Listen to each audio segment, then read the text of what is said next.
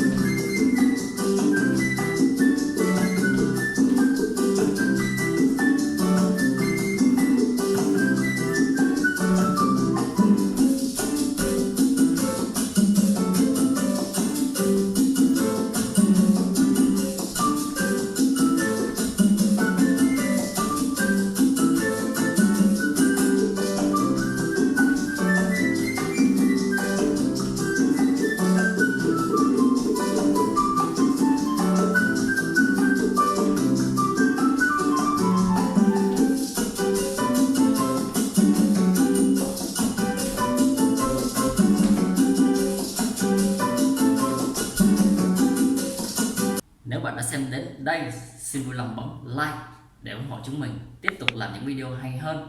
Còn nếu đây là lần đầu tiên các bạn đến với Dan Passion thì đừng quên bấm nút đăng ký cùng với nút chuông nho nhỏ ngay bên cạnh để không bỏ lỡ bất kỳ video nào chúng mình ra trong tương lai.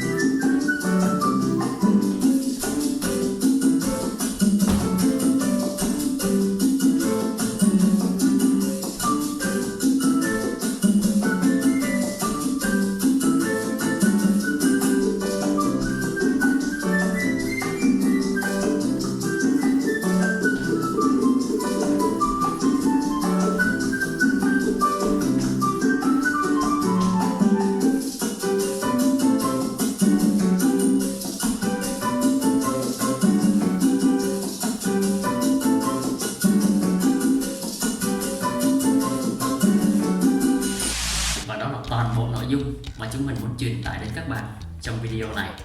Nếu các bạn thấy video này hay thì hãy chia sẻ cho những người bạn của mình. Mình là Nhân Trường, cảm ơn các bạn đã xem hết video. Hẹn gặp lại các bạn trong những video tiếp theo. Bye bye.